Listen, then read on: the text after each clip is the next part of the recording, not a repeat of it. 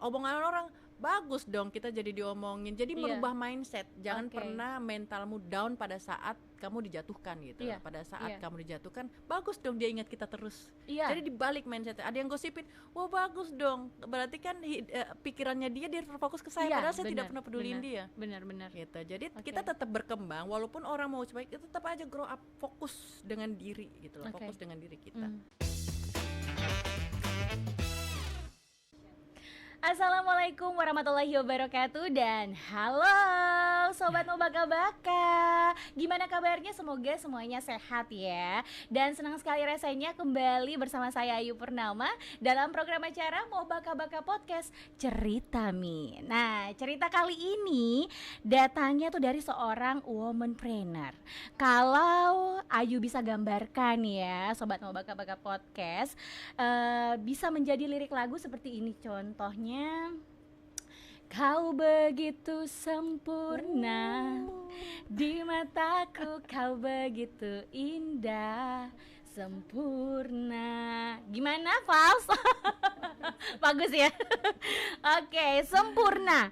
Kalau kita bisa bicara sempurna, ya cantik, ya cerdas, ya cekatan ya. Pokoknya 3 in 1 dalam diri seorang Sucianti Swaib Saenong. Kalau nama lengkapnya adalah Haja Sucianti Swaib Saenong SE. Langsung saja kita sapa. Assalamualaikum Kak. Waalaikumsalam warahmatullahi wabarakatuh. Masya Allah, akhirnya bisa bertemu juga sama Kak Suci. Gimana Kak Suci kabarnya? Wonderful, selalu baik, selalu semangat, selalu ceria, selalu bersyukur. Masya Allah. Wanita yang selalu murah senyum ya. Karena gratis say. Kak Suci, halo, ini baru pertama kali datang ke Kendari atau udah sering pulang balik karena di kampung halaman? Oh sering dong bolak-balik. Kangen sinongginya, kangen jagung bakarnya yang putih itu, semuanya ngangenin. Dan orang-orangnya juga ya? Oh pasti. Masya Allah.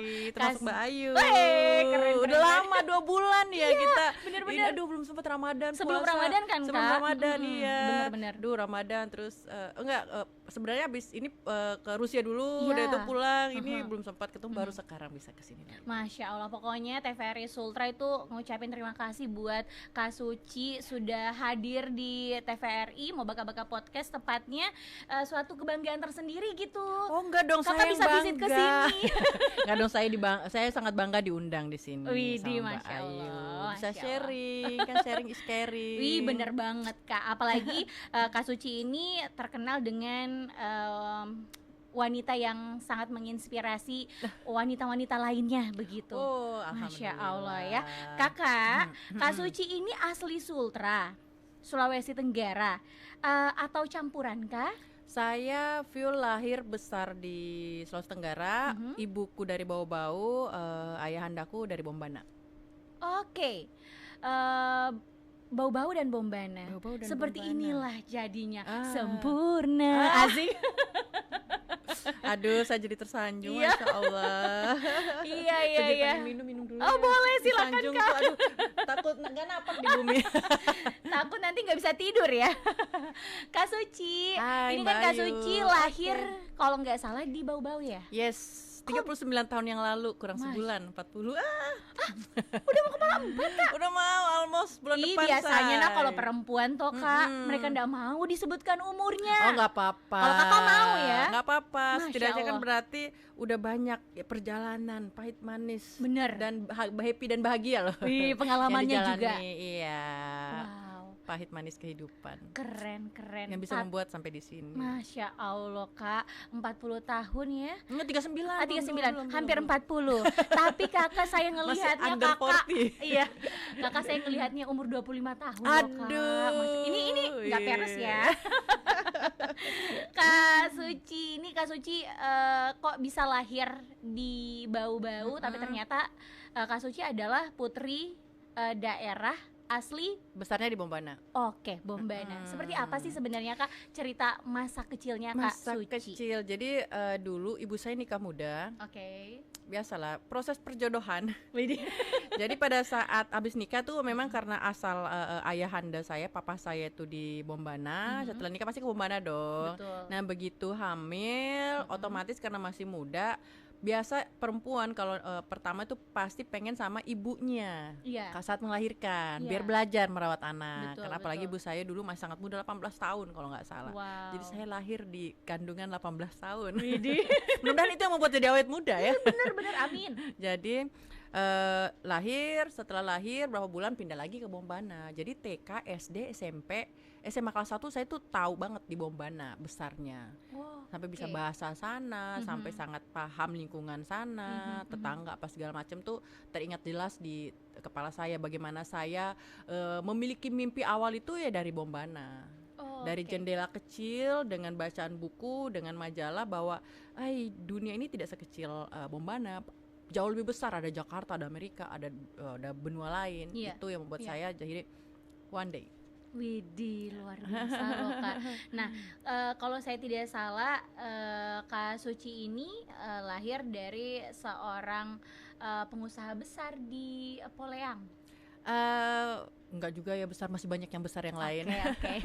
Peternak sama kakek almarhum itu terkenal peternak kerbau sama sapi di sana, karena dia yang membuka lahan seluas kalau nggak salah tuh hampir 2000 hektar untuk peternakan kerbau. Dulu peternakan kuda, tapi dia alihkan ke peternakan kerbau sama sapi karena bisa dipotong dimakan kan.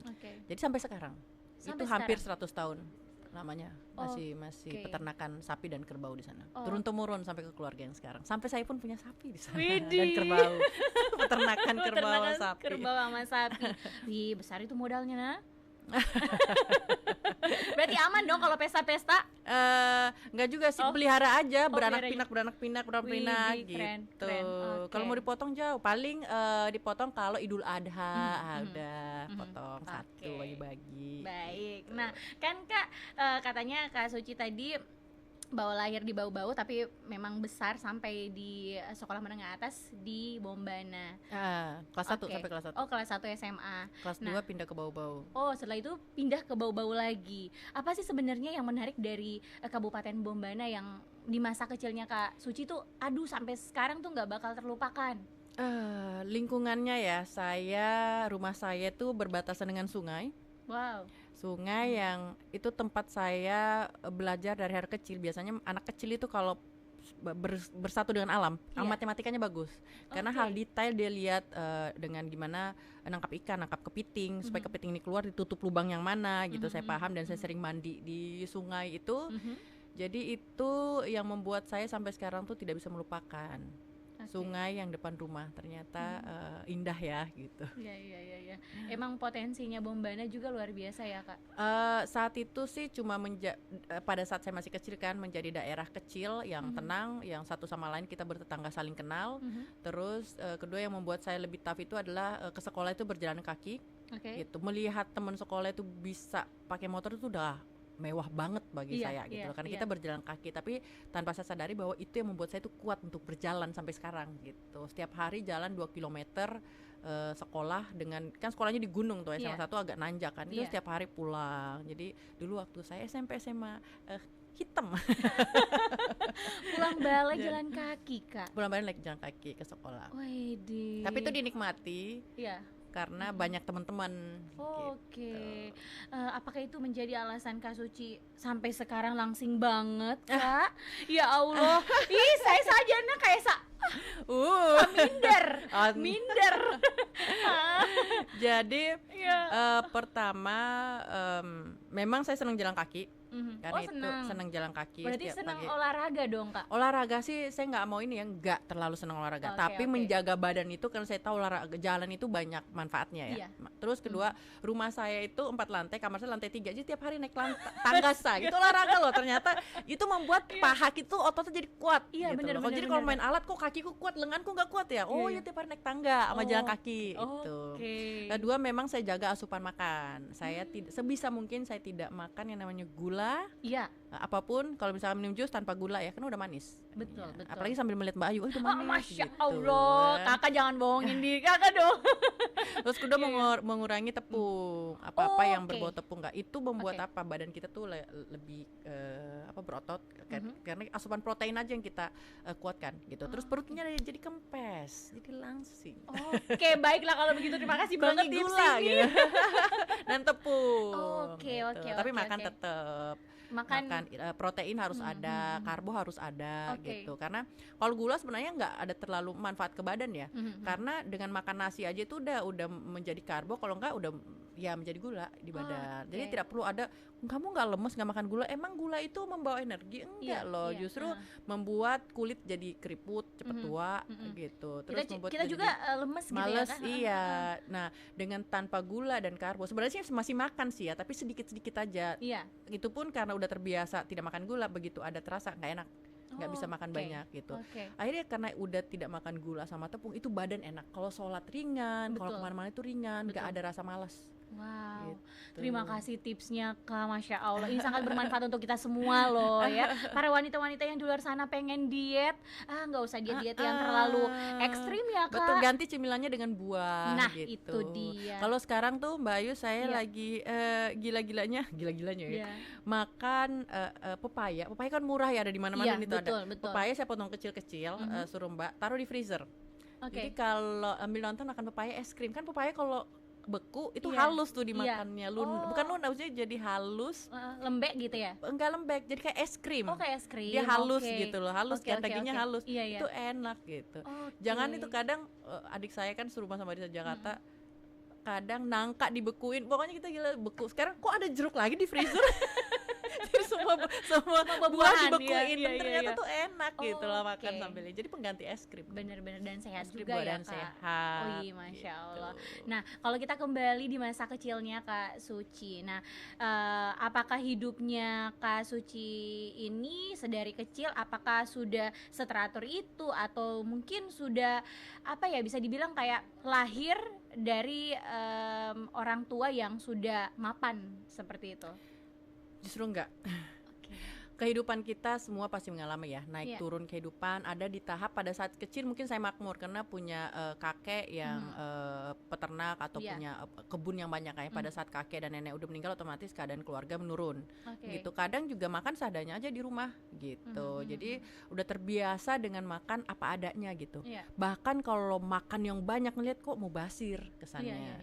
Jadi terbiasa makan lauknya ada, sayurnya ada, nasinya ada, udah cukup gitu. Kedua, saya berprinsip adalah ada kan orang katanya saya penyayang, sayang kalau nggak dihabiskan. Nah kalau saya nggak mau, daripada saya nyampah di perut, mending itu kita nyampah di hewan dia makan gitu loh, sisa makanan, daripada jangan nyampah di perut, kasihan badan kan, dia capek bekerja. Terus sebisa mungkin puasa Senin Kamis, karena itu mengontrol badan kita kan dengan asupan-asupan mungkin racun atau gula atau apa yang ada di dalam badan kita ternetralisir. Oke, baik. Tapi kalau melihat kehidupannya Kak Suci di masa kecil yang kan katanya besar dari kakek yang mapan, dan ternyata di keluarga Kak Suci orang tua apakah memang juga seperti itu atau berjuang juga dari nol begitu Kak? Kalau papa mungkin kan generasi kedua ya. Biasanya kalau generasi pertama berada, generasi kedua itu jual-jualin. Generasi ketiga nggak dapat apa-apa. Ya ini saya buka di keluarga saya jadi. Ya maksudnya ada pada tahap itu. Jadi dulu kebun banyak, coklat, kakao, cengkeh, kelapa, apapun itu kakek punya kebun dengan luas gitu loh. Ya karena mungkin tahap papa ini anak bungsu kan, gitu, anak bungsu yang ya mungkin manja atau apa, ya begitu orang meninggal ya udah dijual untuk kebutuhan sehari-hari mungkin anak istrinya. Tapi waktu pada saat kakak kayak di masa SMP atau SMA kan itu masa-masa dimana kita disayang sama orang tua tuh, jadi kayak Kakak Suci mau minta ini langsung dibeliin kayak gitu, langsung ada gitu. Apakah Kak Suci adalah anak yang seperti itu? Disayang sama papa karena saya satu-satunya anak perempuan tapi tidak dimanja. Saya tidak dimanja. Bahkan SMP SMA itu mungkin karena papa ngelihat anak gadisnya sangat takut. takut rusak atau udah mau dikawinin aja gitu. Jangan sampai kamu rusak karena udah gadis gitu. Dan memang pada saat itu SMP SMA itu udah ada yang lamar. Jadi mau dinikahin. Nah, itu yang membuat saya justru lebih terpacu harus belajar gitu loh. Ini gue harus ranking 1, kalau aku nggak ranking 1 dikawinin nih. Jadi sebisa mungkin aku kerja prestasi dengan belajar baca gitu. Iya, oke. Nah, kalau untuk kisah sekolahnya Kak Suci sendiri seperti apa? Standar ya, waktu SD memang mungkin ya bibit-bibit pemimpin udah ada. Jadi perempuan selalu jadi ada jiwa leadership itu udah dilihat dari guru dengan selalu menjadikan saya pertama jika 17 Agustus saya jadi ketua pemimpin gerak jalan, pemimpin upacara. Yang pemimpin harusnya kan pemimpin upacara laki-laki ya, ini bener. Perempuan setiap hari Senin gitu. Terus ya itu selalu dijadiin pimpinan ketua kelas. Gitu, selalu jadi pemimpin. Nah, itulah mungkin kebentuk jiwa leadership saya dari SD. Terus SMP sih nggak terlalu ya, karena udah menghadapi kehidupan di mana kalau pulang ini saya disidang lagi nih, mau dinikahin saya. Jadi stres gitu loh, udah penuh tekanan dari SMP SMA. Iya, sementara kalau kayak di zaman-zaman SMP SMA itu paling yang dinikmati sekali kan Kak. Harusnya kalau saya enggak ke sekolah harus ranking 1, pulang ke rumah disidang. Jadi berpikir bagaimana harus KW, waduh nggak ada gitu. Jadi bisa mungkin ngelawan dengan baik, orang tua bawa nunjukin saya berprestasi, saya bisa belajar. Ya pelan-pelan SMA pun begitu ya, akhirnya dengan kondisi itu saya dipindahin di rumah nenek bau-bau SMA kelas 2. Apakah itu karena memang karena alasan nolak dan keluarga dari mama akhirnya mungkin agak sedikit marah. Ya udah pindah ke bawah daripada di sana dinikahin. Karena ya biasalah ada istilah bahwa kalau lebih dari 2 kali dilamar dan tidak diterima, kok perawan tua saya. Tidak ada yang pamali ya. Dan nanti yang lamar kau. Itu yang bikin dulu tuh ketakutan, akhirnya begitu. Selesai kuliah ada yang lamar udah dikawin aja, ntar gue jadi perawan tua. Astagfirullahaladzim. Jadi umur 21 udah begini juga akhirnya, karena dilamarnya dari umur 15 tahun. Bener. Gitu. Tapi dengan laki-laki yang sama gitu ya? Oh enggak, beda. Masya Allah. Oh berarti gitu. Kakak adalah bunga desa, kembang desa. Aduh nggak tahu dah ya, padahal dulu perasaan dulu dekil gitu, kena jalan kaki ke sekolah. Aduh ya Allah, Masya Allah banget loh Kak. Dan alhamdulillahnya Kakak ini bisa menunjukkan bahwa prestasi di sekolah luar biasa, dan Kakak bisa hijrah ke Bau-Bau. SMA-nya Bau-Bau. Nah, setelah lulus ke Makassar. Makassar ini Kak melanjutkan perguruan tinggi. Kerja sambil melanjutkan perguruan tinggi. Wah, ini dia. Kuliah. Ceritanya seperti apa itu, Kak? Jadi pertama dulu dari SD, SMP, SMA saya itu hidup di bawah tekanan keluarga kan. Pokoknya pertama saya anak pertama perempuan sendiri, kedua saya cucu pertama perempuan. Gitu. Jadi paman, mau papa, mau siapapun selalu menyorot kalau saya ini keluar rumah gitu.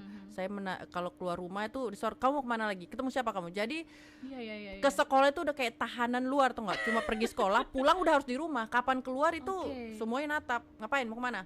Gitu. Mandi sore aja nenek udah nanya, mau kemana lagi kamu? Itu jadi hidup itu kayak penuh tekanan. Nah, bagaimana caranya saya bisa keluar nih dari keluarga? Ya harus kuliah di Makassar, cari alasan kan. Harus gitu. Kuliah keluar. Untungnya saya punya sepupu yang seumuran juga, dia dibolehkan. Jadi tidak ada alasan keluarga saya melarang lah, dia boleh bener. Gitu. Nah itu boleh gitu. Itu pun mereka ngejudge gitu lah, dia kan orang tuanya mampu lah, kamu siapa yang mau biayain gitu. Jadi itu yang menjadi tantangan saya yang membuat saya memasuki kehidupan baru.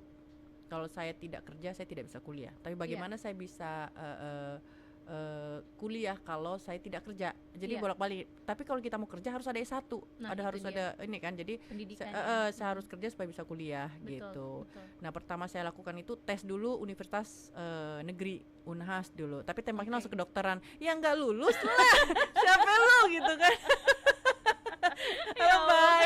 Siapa Anda dari kampung mau masuk dokteran gitu. Udah penampilannya bagus, pokoknya udah paling inilah. Anda tidak lulus. Terus sudah belum beruntung. Ya ternyata Itu membuat saya bagaimana putar otak nih, gimana supaya bisa kerja. Dengan ngelihat orang kerja, saya ngelihat cewek, saya inget terus tuh namanya siapa ya kalau nggak salah tuh Eci atau siapa. Selalu saya nanya, berani nanya di mall dengan pakaian desain Oscar Lawalata. Saya nanya dengan tanpa dosa, Mbak bisa kerja kayak gini gimana? Dan Mbak datang aja ke kantor saya dengan perusahaan ini, ketemu direkturnya. Oke, ketemu direktur, bikin surat lamaran. Nggak punya blazer, ini anak SMA nih baru lulus kan. Tapi kakak memang packagingnya udah bagus ya. Jadi mau nggak mau ya pasti cepat terima gitu ya. Enggak juga. Di luar good looking juga harus ada isi otak kan. Bener-bener, gitu. Udah, saya datang bikin lamaran, datang ke jadi nggak pakai jas tuh?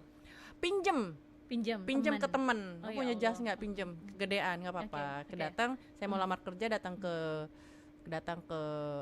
direkturnya bingung. Mbak mau kerja? Iya, Pak, saya mau kerja. Bukan ke saya, ke HRD. Ya dong, kalau lamar HRD ya namanya saya nggak tahu. Oh ya Pas, di HRD di mana? Kok datang ke lantai bawah, turun gitu. Nanti saya hubungi.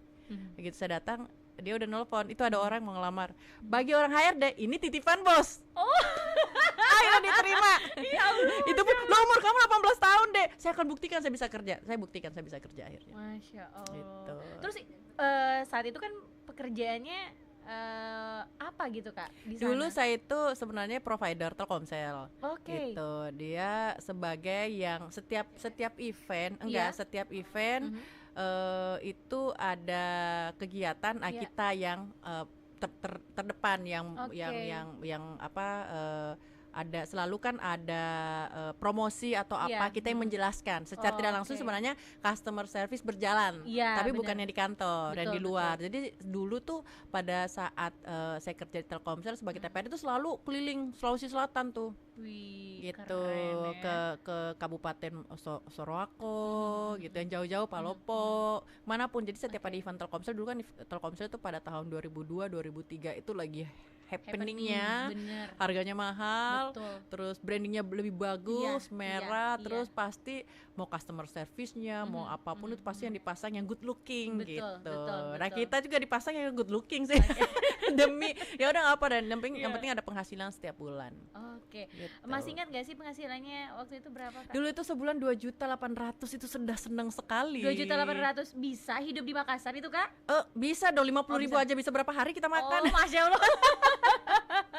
Pokoknya dimanfaatkan dengan baik. Dimanfaatkan dengan baik. Dan hidup saya dulu itu untuk menghemat saya naik angkot. Wow, naik angkot. Sebisa mungkin saya nggak mau berhemat kan. Untungnya juga kampus saya, kantor dan rumah itu deketan. Jadi kadang untuk lebih cepatnya naik taksi itu cuma 5.000. Wow, jadi nyambi gitu ya Kak, sembari kuliah gitu ya. Jadi pagi, siang saya kerja, sampai sore saya kuliah, malam baru saya gaul. Karena kita butuh link kan, lingkungan kan. Itu yang membawa saya itu bisa tetap sekarang itu karena saya punya link, koneksi yang buat kita bisa kemana-mana. Dan kenal banyak orang gitu ya Kak? Yes, dimulai dari situ. Wow, gitu. Luar biasa. Dan itu pasti otomatis harus ada komunikasi ataupun public speaking yang bagus gitu ya Kak. Apalagi sering ketemu sama banyak orang dengan pekerjaan ataupun profesi yang berbeda-beda kan Kak? Iya. Gitu. Oke, baik. Nah Kak, ini kalau saya lihat dari kuliah katanya Kakak juga aktif sekali di organisasi. Itu seperti apa ceritanya Kak? Sebenarnya sih saya aktif di organisasi itu setelah saya di Jakarta. Setelah di Jakarta, jadi saya ceritakan dulu kenapa saya bisa beralih ke Jakarta. Kasusnya sama, saya dilamar, mau di lagi gitu loh. Kayak memang tarikan, ya Allah udahan nggak ya, udah. Akhirnya saya kabur ke Jakarta gitu. Nah untungnya pada saat saya ke Jakarta itu persis Pak Presidennya itu SBY dan Yusuf Kala. Di mana link saya, koneksi saya di Sulawesi Selatan ada di Jakarta semua dong. Ke bawah lagi berkuasa nih orang Sulsel kan. Wakil presidennya gitu. Akhirnya ketemulah beberapa teman-teman, kamu ngapain sini? Gue kabur, gue dikasih kawin. Udah lo kerja aja gitu. Akhirnya aku kerja di perusahaan cabangnya Pak Yusuf Kala saat itu. Gitu. Disitulah saya mengenal namanya Golkar. Kan beliau dari Partai Golkar atau Golkar. Jadi saya sering ke Golkar. Nah, setelah kerja dari situ karena keluarga masih ribut, wah ke Jakarta kamu bisa rusak bla bla bla. Betul. Aduh, ini keluarga tetep aja otaknya ya. Padahal pada saat itu 4 yang aku pegang nih prinsip saya. No smoking, no drugs, no alcohol, no sex. Nah, jadi kalau pacaran, yaudah pacaran lu jangan apa-apain gue gitu loh. Gue takut nih keluarga mesti udah ngejudge aku udah segimana kan, ngejaga gitu. Jadi itu prinsipnya mau jadi buat teman-teman yang masih cewek-cewek yang masih kinyis-kinyis, diam, pokoknya mau bergaul sama siapa aja, bener. 4 yang jangan disentuh. Insya Allah kamu bebas dari segalanya, iya, nggak akan rusak, nggak akan apa gitu. Masya Allah. Jadi, dan akan sukses seperti Kak Suci. Masih berusaha terus ke arah sana. Bisa bermanfaat buat orang lain. Masya Allah, sekarang. Luar biasa gitu. Ya. Nah Kak, itu tadi kalau berbicara tentang prinsip, itu prinsipnya Kak Suci. Nah kalau prinsip hidup yang memang itu dari orang tua Kak, yang sampai sekarang orang tua tuh selalu ngomong kayak gini, pokoknya kamu harus gini, harus gitu, harus gini gitu Kak. Dari ayah saya kan meninggal nggak lama setelah saya menikah ya. Jadi memang dari kecil orang tua saya itu selalu mendoktrin, biasalah mungkin pola pikir orang daerah ya. Betul. Papa itu selalu bilang ya apa, anak gadis jangan sampai kamu rusak. Iya. Tanda kutip bergaul sama laki-laki, akhirnya kamu harus menikah. Paham kan? Jadi MBA gitu. Itu betul. Lihat. Jadi seumur hidup dia dijudge. Kenapa? Betul. Karena dia nikah karena itu gitu. Jadi aduh, ini orang tua aku. Jadi itu yang saya sangat jaga sampai maksudnya yang saya jaga sampai saya menikah gitu. Itu yang saya jaga. Gitu karena itu pesan saya dari papa saya. Gitu. Kenapa saya mau dinikahin terus? Karena takut itu terjadi. Padahal takut amat sih. Ya, ketakutan orang tua kan itu. Betul. Mungkin zaman dulu ya, gitu. Karena belum paham mungkin tentang sex education. Kita belum masih tertutup. Kalau sekarang kan udah terbuka kan, orang bisa belajar. Betul. Gitu. Belajar dari mana saja gitu ya. Iya, kalau dulu nggak bisa kita. Untuk mendapatkan majalah aja itu saya harus diimpor dari Makassar, dari rumah keluarga saya di Makassar baru dibawa ke Bombana itu. Jadi otak pikiran saya terbuka tentang dunia ini, walaupun lingkungan kecil tapi pikiran saya sudah mendunia itu dari baca buku. Satu, papa saya memang hobi beli buku gitu. Nah, saya nggak ada kerjaan, dikurung di rumah, pulang sekolah ngapain ini baca buku lah. Kalau ada HP mungkin main HP kan, dulu nggak ada HP. Jadi mainan saya itu buku, kadang buku itu satu buku tuh saya hafal karena itu mulu yang dibaca gitu. Di buku pintar itu saya ingat itu selalu ada tulisan quote-quote di bawahnya. Quote-nya Soekarno, quote-nya siapapun yang orang-orang besar ya, kata-kata motivasi. Itu yang bisa juga merubah saya. Kenapa sekarang tulisan saya Instagram apapun motivasi. Nah, karena hidup saya juga terpuruk. Apa yang membuat saya bangkit itu karena kata-kata motivasi dulu tuh. Apa tuh quotes-nya Kak? Ya maksudnya macam-macam bahwa hidup ini akan terlewati. Lewati aja, lalui aja, semua akan dilewati. Terus kamu harus, kalau 7 kali jatuh ya harus 8 kali bangkit. Gitu. Kalau kamu 7 kali jatuh, 7 kali bangkit, ya udah kamu berarti jatuh dong. Jadi harus di atasnya 8 kali bangkit. Jadi banyak hal, kalimat itu yang merubah hidup saya sampai sekarang. Itu dari kata. Jadi memang the power of kata itu yang membuat saya bisa sampai sekarang. Kenapa saya juga menulis? Karena saya paham setiap insan pasti pergi, mati. Yang membuat dia hidup itu apa? Tulisan. Karyanya, tulisan. Soekarno masih ada sampai sekarang karena tulisannya. Ali bin Abi Thalib masih ada sampai sekarang karena tulisannya. Jadi semua karena tulisan. Nah itu yang saya buat sekarang. Saya bisa, mungkin tulisan saya nanti masih bisa hidup walaupun saya udah nggak ada di dunia. Masya Allah. Kak Suci, emang ada buku nanti dibuat? Banyak sih yang minta Mbak, tapi namanya belum pede. Tapi kan bisa online Kak. Kayak teman aku nih produsernya. Iya, ada ya. Iya, ada bukunya novel ya. Novel kayak gitu Kak. Dia buat lewat online. Memang sangat ingin sih, hanya kita membuat karya itu kan harus concern ya. Saya tidak mau membuat sebuah karya itu setengah-setengah. Jadi benar-benar energi saya, waktu saya, fokus saya udah harus di situ dulu. Ya. Kalau sekarang masih kepotong-potong cari nafkah saya. Belum organisasi, belum yang lain-lain, belum urus anak gitu. Belum lagi urus politiknya. Iya, ya kan? Banyak sekali. Bisnisnya, aduh, banyak sekali ya. Kak, gimana nih caranya Kak Suci sendiri nih ya untuk mengembangkan sayap di organisasi? Karena kalau saya lihat sampai ke pusat loh, dan bukan cuma satu organisasi yang kakak jadi pengurus, bahkan menjadi ketua umumnya gitu Kak. Gimana tuh Kak? Sebenarnya kalau mau sukses itu melihat masalah dan mengatasinya kayak gimana. Jadi melihat sebuah masalah dan menjadi problem solvingnya apa gitu. Nah pada saat itu saya ngelihat HIPMI ini bagus, jadi saya masuklah di dalam pengurus HIPMI. Terus saya selalu, karena saya orang Sultra, selalu ditugaskan untuk mengurus Sulawesi Tenggara. HIPMI. Ada beberapa yang bilang, Ci, di Sultra itu belum terlalu aktif organisasinya. Berarti kan ada problem kan di sana.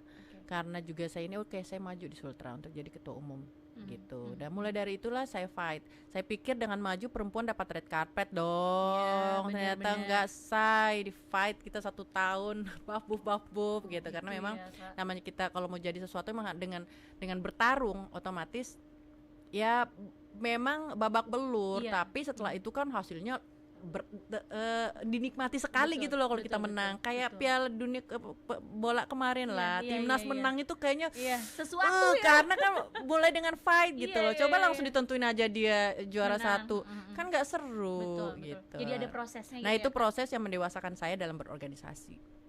Gitu. Dengan menjadi ketua HIPMI, kita tahu kembali lagi jiwa leadership memang harus kita kuasai. Nah setelah itu saya masih jadi ketua dewan pembinanya sih sekarang di pusat, di BPP, tapi pengurus pusat juga. Gitu. Baik, dan sampai sekarang masih aktif ya Kak? Masih aktif, sangat aktif. Masya Allah. Nah, apa sih sebenarnya kontribusi yang sudah Kak Suci berikan ke HIPMI Sulawesi Tenggara Kak? Kalau yang sampai saat ini Kakak bisa nikmati, dan juga teman-teman yang lain pun pengurusnya bisa berkembang juga seperti itu Kak? Otomatis sih banyak hal ya yang dulunya orang berpikir lulus kuliah kerja di mana. Saya rubah mindset itu karena saya sering jadi pembicara ya di kampus-kampus, membuat bahwa jangan pernah berpikir lulus kuliah kerja di mana, karena ada 10.000 nih yang lulus. Kalau semua berpikir untuk mohon maaf jadi ASN, jadi aparat, itu pasti sepersekian persen yang diterima. 9.000 kalau diterima 100 dia jadi 9.900-nya jadi apa? Pasti pengangguran kan. Kalau semua berpikir kerja di mana gitu. Jadilah berpikir buka lapangan kerja apa. Kalau dari 9.900 tapi 1.000-nya buka lapangan kerja, semuanya kan terserap. Serap kan pasti buka lapangan kerja kan.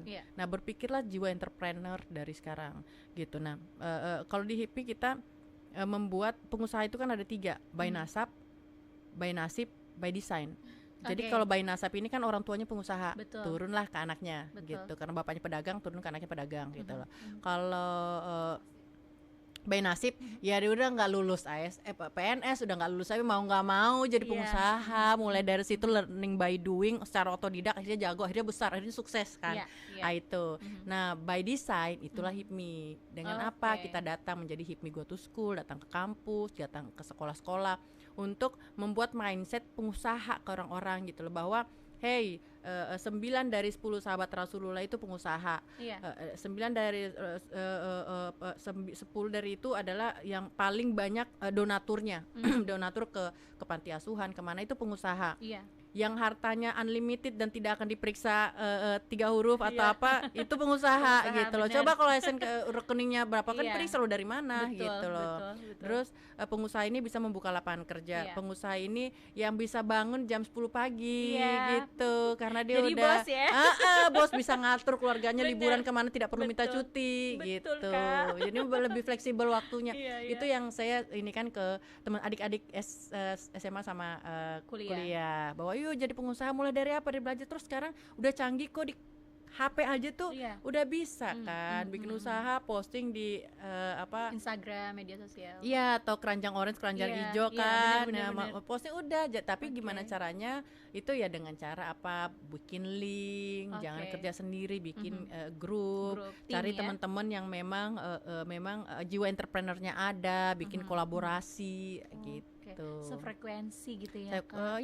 Jadi yang sama-sama itu dream big, yang punya sama-sama big mimpi besar, bergabung yuk. Ini kita bikin bla bla bla bla, bisa sukses. Contohnya itu sekarang yang sering saya lihat Pak Erick Thohir, Sandiaga Uno sama Ketua Kadin itu mereka bersahabat dari dulu dan bikin usaha besar, dan sampai sekarang mereka besar bareng gitu loh. Grow up together. Nah Kak, kalau dari Kak Suci sendiri, kan Kak Suci ini punya bisnis. terus bisa membuka lapangan kerja. Nah, bisnis apa saja sih sebenarnya yang Kak Suci sudah jalankan dari zaman dulu sampai dengan sekarang, Kak? Banyak sekali. Di antaranya gitu. Jadi Kak, pertama itu saya pun pertama itu kerja di orang dulu karena belajar kan. Nggak masalah kerja sama orang, tapi untuk menyerap ilmunya. Betul. Saya kerja di perusahaan transportasi dulu, pertambangan, supplier minyak untuk batu bara di Jakarta. Nyambi saya jualan kaftan gitu. Jadi kalau Sabtu Minggu kerjaan saya ke Tanah Abang foto-fotoin toko orang. Gitu. Jadi kaftan yang udah jadi saya tinggal saya foto-fotoin. Kan nggak semua orang mau ke Tanah Abang kan, bener, gitu. Itu udah online kan zaman itu, walaupun belum ada penjual online, tapi saya udah jual online dengan cara apa? Dulu BlackBerry HP-nya kan. Bikin grup BlackBerry, saya teman-temanku pasang foto kaftan itu. Setiap ada yang mau saya tinggal kirim ke tokonya, pemiliknya, tolong dong kirim yang foto ini, kirim ke alamat ini. Nah, si temen ini transfer ke saya sekian, misalkan harganya 700, saya jual 1,7 saya. Masya Allah. Tinggi banget. Bener banget. Karena saya bergaul di lingkungan atas. Iya. Yang harga begitu tuh mereka nggak anggap. Bener. Jadi lihat aja lingkungan ke atas, wah ini bagus banget gitu. Berarti kita memberikan harga sesuai dengan customernya. Iya, karena mereka itu memang ini impor. Kan kata Rasulullah, carilah di tempat yang semurah-murahnya. Jadi kamu bisa jual untungnya sebanyak-banyaknya kan. Tapi normal, tapi nggak terlalu ini. Itu jadi dari situ saya bisa nabung, saya bisa punya modal kerja untuk bikin usaha lagi gitu. Tapi Kak begini, kalau untuk menjadi seorang pebisnis begitu Kak, kan banyak yang selalu bertanya modal dulu kah, niat dulu kah, karena kan semuanya, atau keberanian dulu kah, karena semuanya itu kan dibutuhkan untuk membuka bisnis begitu Kak.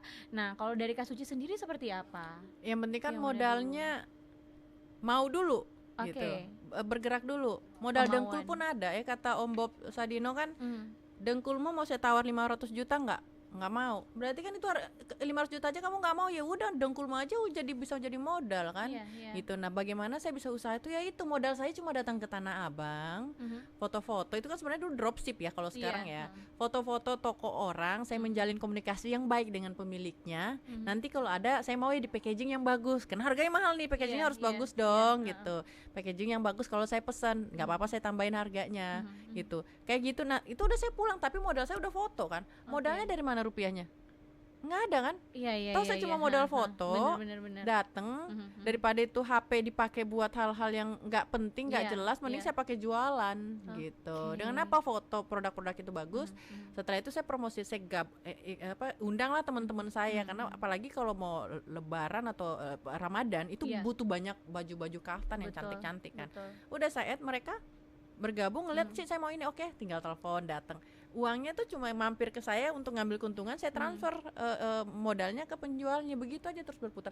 Pada saat itu, kalau sekarang udah banyak ide-ide yang lebih kreatif lagi. Betul. Nah, kalau selain dari sana, Kak Suci bisnisnya di bidang apa saja? Kalau sekarang saya supplier bahan bakar, tetap pertambangan ya. Terus lagi ngurus untuk saya ada tambang silika. Pasir silika, bahan baku untuk smelter nikel. Terus sekarang saya juga supplier di beberapa smelter juga. Ada beberapa kerjasama sama smelter. Gitu. Masya Allah. Tapi kalau di apa sih namanya, kayak baju-baju tuh zaman dulu Kakak juga? Ya, itulah semua profesi itu sudah jalan. Jadi memang saya senang sama desain ya. Jadi menggabungkan kayaknya ini sweater saya gabung sama kemeja gitu. Kalau pakai sweater doang kan nggak menarik, tapi kalau kemeja doang, jadi saya gabung dua. Jadi lebih eye catching gitu. Jadi memang senang fashion dari kecil itu. Tontonan saya bukan kartun. Waktu SD tontonan saya apa? Apakah? Fashion show itu loh, model Victoria's Secret, fashion TV. Jadi saya suka mengagumi desain-desainan internasional. Lah itu mungkin membuat saya jadi senang sama fashion. Nah, dulu karena ada temen saya senang beli desainernya, setiap saya beli laku keras gitu loh. Ci, setiap kamu pakai laku, suka pakai bagus, laku gitu, banyak yang mau. Ya akhirnya dia ngajak saya kerjasama untuk bikin desainer. Yuk kita bikin desain baju, oke saya desain berapa, kita langsung diundang ke Dubai untuk fashion show. Oh iya, waktu itu di Dubai kan? Iya, fashion show. Udah tuh kita desain pandemi. Oke, 2020 pandemi. Oke, jadi 2019 dulu ininya. 18-19 pandemi, oke, otomatis kita pause dong. Karena kita nggak tahu mau ngapain di rumah, otak nggak bisa nih, harus jalan terus. Udah kita dagang pastel, saya dari rumah kuliner lagi yang bisa dibikin di rumah kan. Orang kan juga nggak bisa keluar belanja, cuma lihat HP. Udah kita promosiin HP itu, kita belanja online dengan jualan makanan rumah. Gitu. Aduh, pokoknya idenya nggak habis-habis ya, Kak. Apa aja sih sebenarnya penting halal. Dan di mana ada kemauan di situ pasti ada jalan, percaya deh. Gitu. Setiap ada kemauan pasti di situ pasti ada jalan. Oke, baik, luar biasa loh, Kak. Aduh, saya sangat beruntung ini bertemu dengan Kak Suci ya. Karena jujur saja ya, Kak, iya pembakar semangat. Jadi pembakar semangat. Karena kan jujur saja Ayu juga sudah sempat memulai bisnis usaha gitu ya, Kak, usaha kecil-kecilan gitu ya, Kak, dari kuliner terus di beauty juga. Jadi kayak aduh, kenapa ya kayak susah naik turun begitu, Kak. Jadi aduh, susah ya ternyata untuk jadi seorang pebisnis. Tak segampang itu kayak gitu, Kak. Mbak Ayu, saya belajar energi. Oke. Apa yang kita ucapkan itu yang akan datang ke kita. Oke. Kalau kita bilang tidak segampang itu, ya tidak akan segampang itu. Tapi kalau kita optimis, semua akan mudah, semua akan dibuka jalan, semua akan ada jalannya, pasti dikasih. Karena apa yang kita ucapkan itu akan kembali ke kita. Benar. Jadi menurunkan energi kita, dan akhirnya sekitar kita akhirnya tadinya semangat karena melihat kita ini jadi malas semua. Tapi kalau kita terus semangat, lihatlah orang yang hidupnya yang selalu pasti ada aja jalan hidupnya. Oke, baik. Nah, jadi tipsnya apa sih nih, Kak, kalau bisa dibagi gitu untuk menjalani bisnis yang pokoknya walaupun kan kalau bisa dibilang kalau bisnis itu ada naik turunnya gitu kan, Kak. Gimana caranya kita bisa tetap survive begitu kalau kita mendapatkan kayak ada permasalahan di bisnis kita, tapi kita tetap survive begitu, Kak. Setiap ada masalah kan kita harus naik di atas masalah, jangan larut dalam masalah. Naik ke atas masalah, kita lihat perbaiki. Gitu. Nah, kalau di bisnis itu saya pakai sistem ATM. Kak, amati, tiru, modifikasi, kolaborasi. Jadi apa yang lagi memang bukan FOMO ya. Kita ngelihat apa memang yang lagi disukai masyarakat gitu loh. Itulah kita harus ngelihat memang kita harus adaptif. Ngelihat kondisi sekarang itu apa yang disukai. Kita lihat apa hal biar tidak mudah, biar mudah ya. Yaitu amati, tiru, modifikasi, nggak masalah kok kita meniru sesuatu, tapi kita harus modifikasi yang jauh lebih bagus gitu. Dan kedua, jangan menganggap itu pesaing, tapi kita kolaborasi dengan orang yang lebih sukses dari kita. Gitu. Walaupun bisnisnya sama gitu ya, Kak? Bisa kolaborasi dengan ide-ide macam-macam bisa diomongin. Apa nih kita kolaborasi ini, kita gabungin nih dengan kekuatan yang sama, pasti lebih besar dong. Daripada saling bunuh ya nggak ada yang bagus. Gitu. Pada bersaing, jadi kalau bisa kolaborasi jadi lebih besar lagi. Gitu, kayak Gojek sama Tokopedia kan gabung. Betul. Nah, itu bisa lebih besar lagi sekarang. Gitu. Jadi amati, tiru, modifikasi, kolaborasi. Gitu. Nah, aduh, Abi jadi semangat lagi nih. Dan memang membangun usaha itu tidak langsung bisa cepat. Usaha apapun yang naiknya cepat, turunnya pun cepat. Nah, itu gitu. dia, Kak. Jadi memang harus, ya itu yang ada saya tulis tuh di channel broadcast saya, Sekolah Universitas Kehidupan, ada namanya ilmu menahan diri. Ilmu menahan diri maksudnya, Kak? Itu adalah jangan cepat-cepat mau naik gitu loh. Tahan dulu. Sebuah bisnis itu 3-5 tahun. Kita harus pupuk terus, memang modalin terus. Gojek bisa besar. Emang bisa langsung besar. 15 tahun dia baru bunyi setelah ada masalah. Setelah ada masalah, ojek biasa demo. Orang jadi tahu, oh ada Gojek ya. Jadi jangan melihat sisi bahwa wah Gojek rame-rame demo perusahaan ojek rame-rame demo perusahaan Gojek. Orang tidak membela ojek yang minta keadilan karena mata pencarian diambil. Justru dia tahu, oh ternyata ada Gojek yang lebih mempermudah ya. Orang justru malah fokusnya yang di demo. Paham kan maksudnya? Iya, benar-benar. Jadi setelah di demo baru dia besar. Malah justru kadang orang biar ditahu bikin masalah dulu. Nah, kayaknya itu bisa bikin masalah. Nadiem Makarim melihat itu dengan apa? Oke, saya harus datangin ojek nih. untuk diajak kerja sama sebenarnya tujuannya. Tapi ojek ini udah di zona nyaman. Lo kok kita disuruh masuk perusahaannya, nggak mau kita diatur-atur, ribut, demo.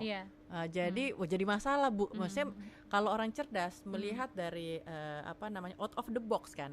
Wah kita di demo enggak, kita lagi mau grow up nih. Paham kan? Bentar lagi juga besar. Setelah itu kan Gojek jadi besar setelah di demo sama ojek-ojek. Justru yang demo itu akhirnya bergabung dari Gojek. Kenapa? Karena ternyata menjemput itu lebih mudah dengan adanya aplikasi. Gitu. Karena memang sudah zaman sekarang juga gitu ya Kak, harus ngikut tren digitalisasi kan Kak. Adaptasi yang saya bilang, adaptif. Waduh, luar biasa. Ayo jadi semangat lagi pokoknya semua teman-teman Wabaka-Wabaka Podcast yang menyaksikan kita hari ini. Saya yakin kalian juga pasti akan mendapatkan banyak manfaat dari apa yang sudah dijelaskan sama Kak Suci, karena banyak yang di-share juga dari kehidupannya Kak Suci, baik itu kehidupan karirnya, pengalamannya, bisnisnya, dan ini kita mau menuju ke politisi, karir politik. Nah, kalau saya bisa bilang bahwa kan banyak tuh yang seperti ini, kadang dari bisnis tiba-tiba langsung terjun ke politik dan ternyata sukses seperti itu Kak. Dan kalau dari Kak Suci sendiri, dari kacamatanya Kak Suci, kok bisa Kak Suci berpikir bahwa kalau saya di politik saya juga akan sukses seperti saya sebagai seorang pebisnis? Seperti apa sih sebenarnya Kak? Kalau saya ke politik itu lebih ke, saya melihat situasi bahwa sangat jarang perempuan di dunia politik yang survive, ya kan? Karena itu banyak hal lah yang membuat, pernah saya jelaskan juga di salah satu podcast, karena perempuan mau masuk ke politik dia harus selesai dulu dengan urusan dapurnya, urusan skincare-nya, urusan apapun gitu, kerjaannya, atau kalau udah berkeluarga urusan suaminya mau urusan anaknya. Gitu. Kalau belum beres masalah itu dia nggak bisa dunia politik, pasti ketarik-tarik karena nggak bisa fokus. Gitu.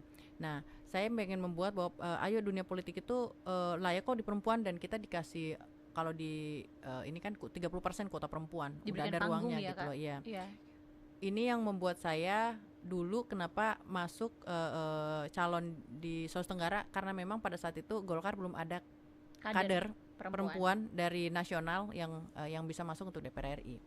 Jadi saya mengajukan diri pada saat itu umur saya masih 26-27 tahun. Masih muda. Gitu, bisa langsung masuk DPR RI gitu. Jadi orang bingung, ini biasanya DPR RI kalau dari Golkar tuh umurnya udah 40 ke atas, ini justru 20-an gitu. Ya merubah paradigma itu menyenangkan buat saya.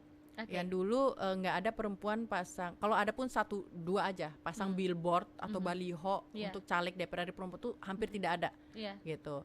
Nah tahun 2014, tahun 2000 kemarin 2024, 10 tahun kemudian, lihat dong di jalan cewek-cewek cantik semua udah kayak parade, tahambur begitu tahambur. Iya kan? Jadi bener, banyak, dan itu yang membuat saya ada perubahan yang orang perempuan berani kok, kenapa kalian takut pasang baliho atau billboard gitu loh, nggak usah takut keluar duit. Kalau kita perempuan kadang sayang uangku, mending saya belikan lipstik. Betul sekali Naga. Tapi ada hal yang jangka panjang, investasi sosial itu dampaknya akan besar kok gitu. Investasi sosial ya. Investasi sosial dengan orang mengenal kita, tahu kita dengan apa, pasang baliho, pasang billboard gitu, nggak apa-apa keluarin uang di situ. Tapi kalau kita mau maju, orang udah lebih mengenal kita. Nah dari situlah saya maju DPR RI, udah Sultra udah mulai mengenal saya, walaupun saya tidak merasa dikenal, ternyata saya dikenal ya. Iya kenal dong Kak. Jadi udah masuk HIPMI gitu.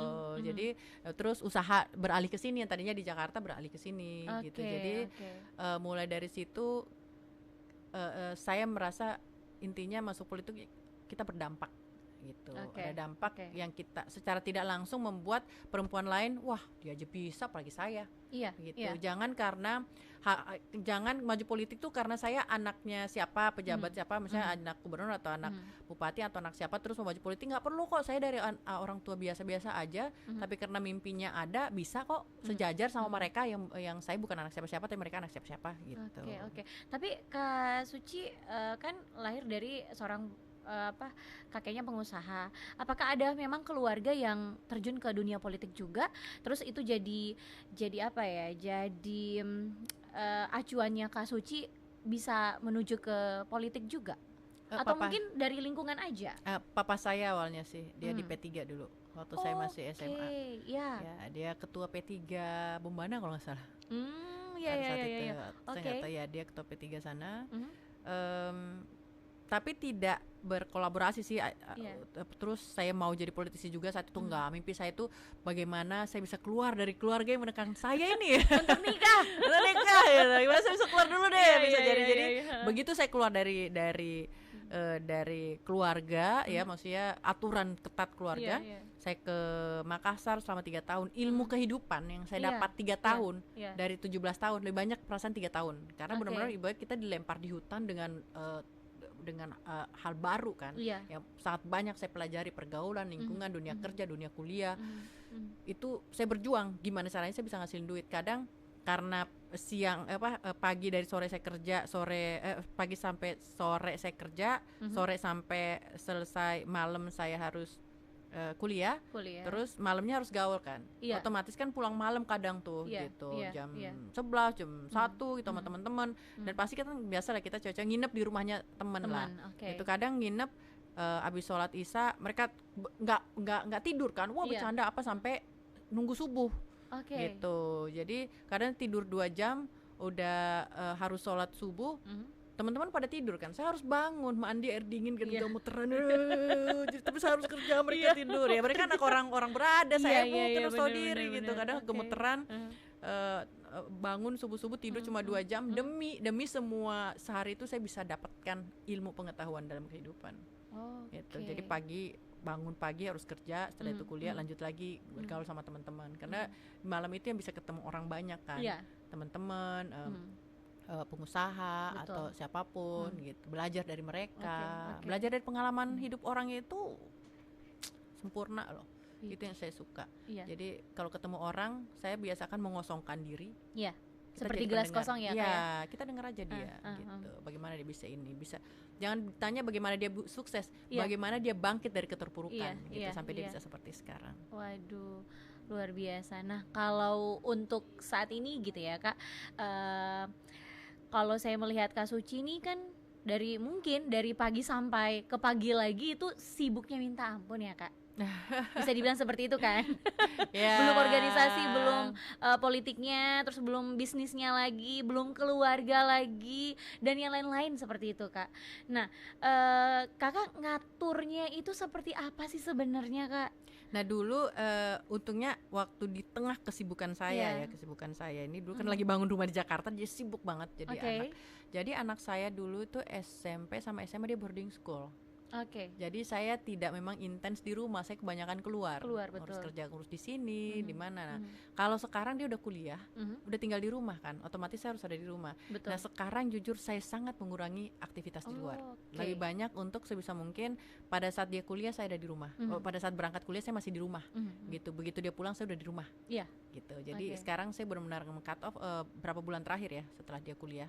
Hampir berapa bulan terakhir lah benar saya banyak mengurangi kegiatan, udah fokus, karena saya merasa bukan ini ya, seharusnya orang bermimpi tidak pernah berhenti ya, tapi kalau di saya di posisi usia mau 40 itu lebih soft.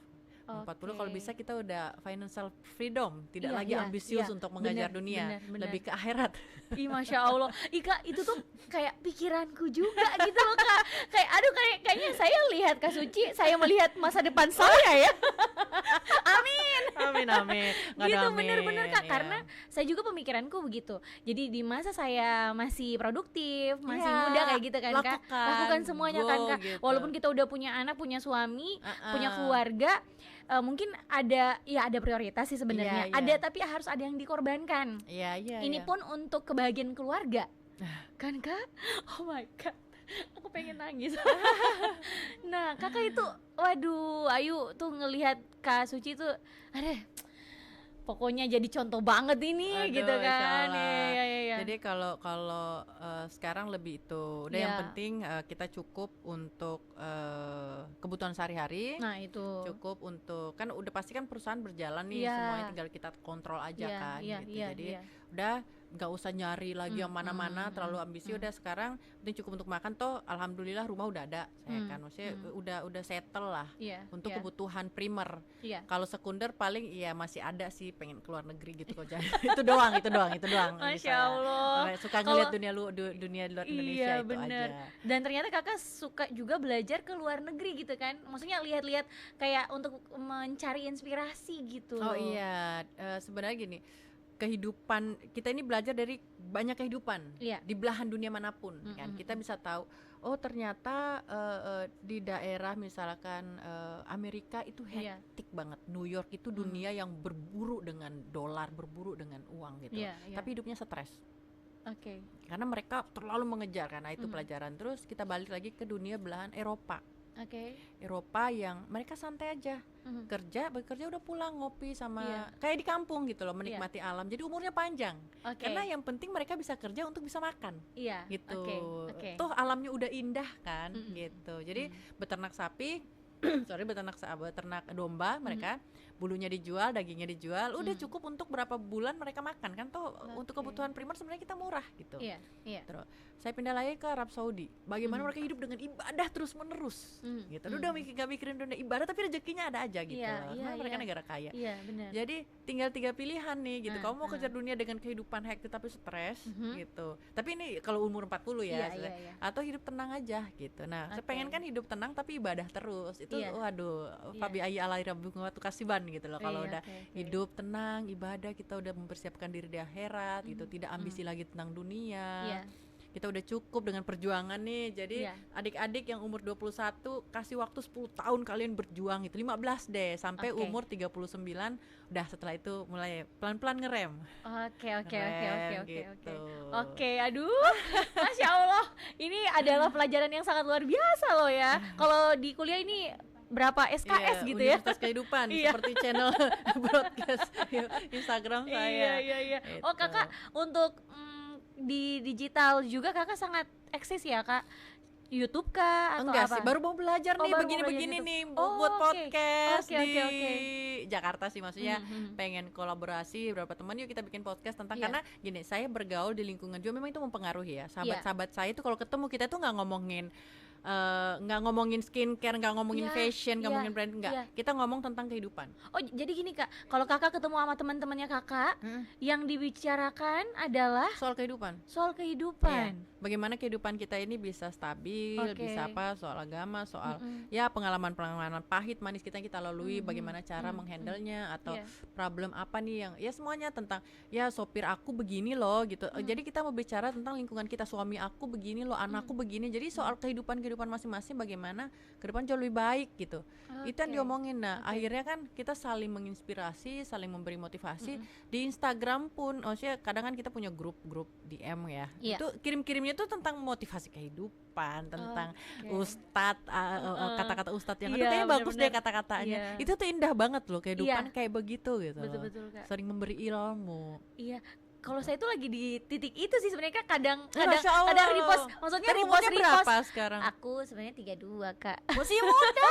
Kakak, maksudnya aku sering repost kayak quotes-quotesnya orang-orang yang kata-kata bijak, ataupun kayak gitu juga Kak, kayak penceramah kayak gitu-gitu loh Kak. Kayak bagus, ternyata ada fase-fase yang seperti itu ya Kak. Iya, tapi ternyata, nanti up and down ya. Tapi yang penting tetap stabil. Jangan langsung mundur gitu. Oke. Karena yang seperti kakak bilang tadi, ya cari pengalaman dulu sebanyak-banyaknya gitu ya. Selagi masih produktif. Iya, cari pengalaman. Nanti pengalaman itu kan menjadi ilmu. Nah di umur 40 kamu udah bisa memberi itu ilmu itu amal jariah loh. Iya, Masya Allah. Kalau bisa jangan merepost saja, tapi kamu menulis. Oke. Jadi apa kalimat bagus, kamu sesuaikan dengan apa yang kamu sesuai dengan dirimu, kolaborasiin. Seperti di feed-feednya kakak ya. Aduh keren-keren loh itu feednya kakak, kata-katanya Masya Allah menginspirasi juga loh Kak. Kadang saya jadikan status. Oh Masya Allah, bagus dong.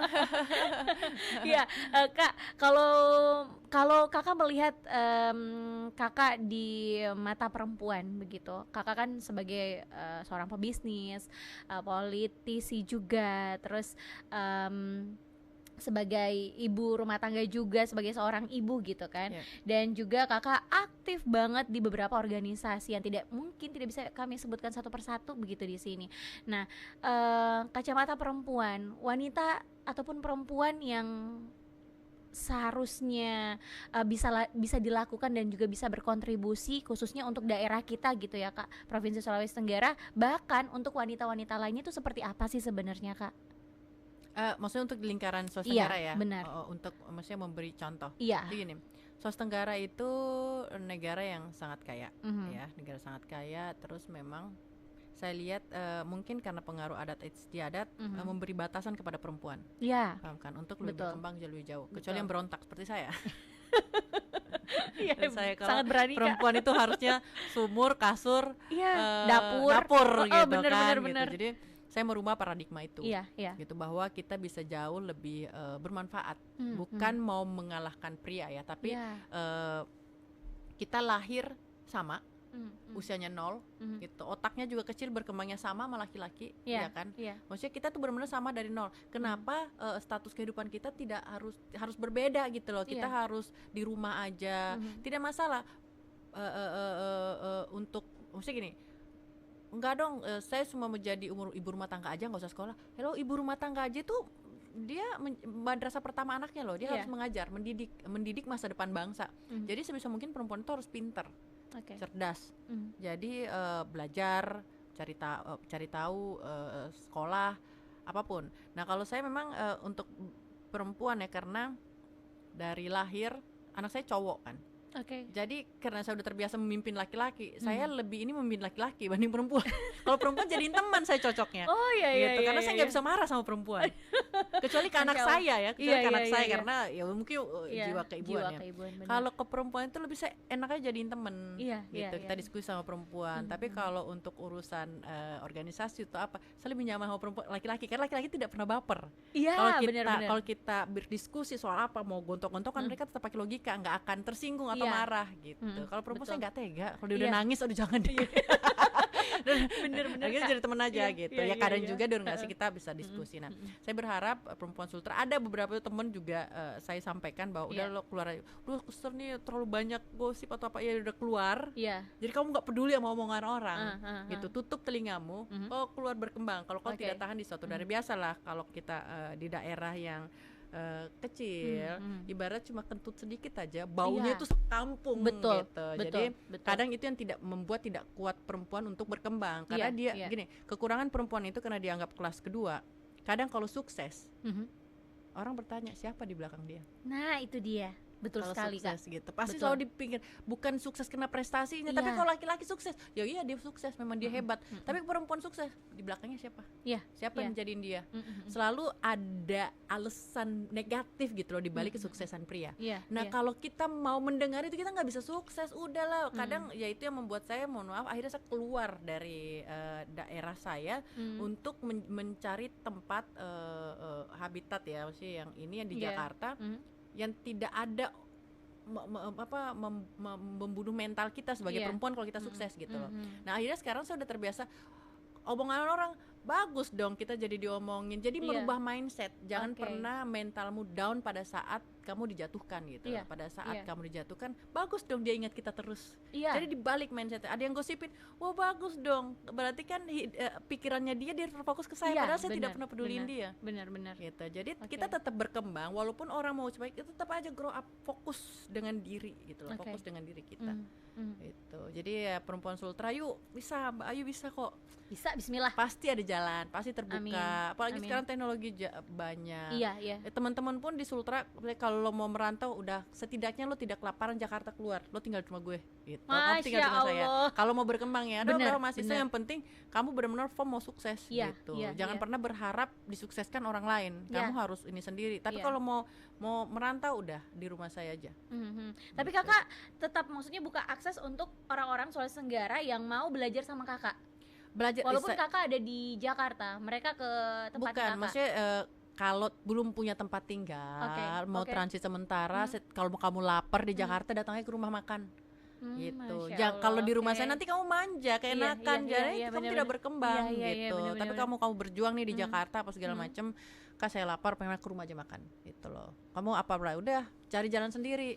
Kalau saya dulu terbiasa dibukain jalan, saya dimanja, nggak akan jadi sekarang. Dulu saya cari jalan sendiri, berpikir sendiri, nangis sendiri, berjuang sendiri.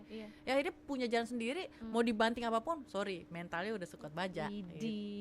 Mau diapain nggak bisa. Udah mentalnya udah kuat gitu loh. Udah dibentuk, udah ditempa, udah dibakar, udah jadi pedang yang tajam gitu loh. Mau dibengkokin udah nggak bisa, kita udah sekuat baja. Jadi emang harus menempa diri. Jadi terbentur dan terbentuk. Yes. Masya Allah. Pokoknya Kak Haja Suciyanti Suhaib Saenong SI ini adalah wanita asli ataupun putri daerah asal Provinsi Sulawesi Tenggara yang alhamdulillah bisa menjadi perempuan yang sangat menginspirasi wanita-wanita lainnya khususnya juga di Provinsi Sulawesi Tenggara. Dan kita juga senang gitu ya Kak, di TVRI Sultra Kakak bisa hadir dan juga bisa share ke seluruh pemirsa yang sedang menyaksikan kita untuk di Mobaka-Baka Podcast kali ini. Tentunya ini bisa bermanfaat untuk kita semua gitu ya Kak. Dan Amin. Bisa sama-sama belajar. Saya pun belajar di Universitas Kehidupan ini. Widih. Bisa sama-sama belajar. Nah Kakak bisa disebutin dulu dong Kak Instagramnya, YouTube-nya kalau nanti mungkin ada gitu. Instagram saya Suci Suhaib Saenong. YouTube sih baru bikin ya. Oh bismillah ya. YouTube saya Instagram saya Suci Suhaib Saenong.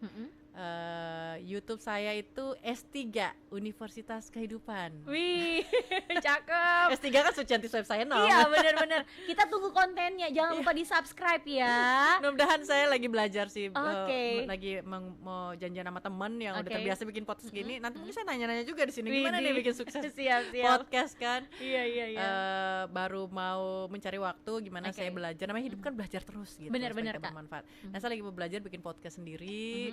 Mungkin dulu sementara pakai sama temen, nanti bikin sendiri gitu, belajar dulu tentang gimana universitas kehidupan. Kan setiap orang punya pengalaman, dari pengalaman itu kita bisa jadi inspirasi buat belajar. Iya, Masya Allah. Kak Suci, terima kasih banyak sudah hadir di sini, sudah berbagi informasi, sudah berbagi berbagi inspirasi juga untuk kita semua, khususnya para wanita-wanita yang ada di Sulawesi Tenggara. Tips dan triknya juga terima kasih banyak ya. Sukses dan sehat selalu ya Kak Suci. Amin, Bayu juga ya dan semua tim dan kru. Amin. Oke lah kalau begitu. Dan tentunya jangan lupa terus saksikan Mobaka-Baka Podcast hanya di TVRI Stasiun Sulawesi Tenggara. Jangan lupa juga di follow Instagramnya TVRI Sulawesi Tenggara, subscribe YouTube-nya TVRI Sulawesi Tenggara, TikTok-nya juga, Facebook, dan tentunya beberapa informasi-informasi yang akan diberikan ke seluruh masyarakat Sulawesi Tenggara. Bahkan juga bisa dinonton di beberapa channel kita, ada Sulawesi Tenggara hari ini dan juga beberapa program-program acara yang ada di TVRI Sultra. Untuk itu terima kasih sekali lagi dan mohon maaf sekiranya mungkin ada kata-kata yang salah ataupun perbuatan bercandanya gitu ya. Berlebihan, maaf ya. Iya, mohon maaf lahir dan batin juga ya Kak Suci. Sama-sama, mohon maaf lahir batin buat semuanya. Oke lah kalau begitu. Sampai jumpa di Mobaka-Baka Podcast berikutnya, Cerita Mi. Bye. Ada kenang-kenangan untuk Kak Suci. Mohon untuk dipakai ya Kak. Baka-baka. Iya. Cerita-cerita. Iya. Oke, bye-bye. Bye, thank you. Mwah.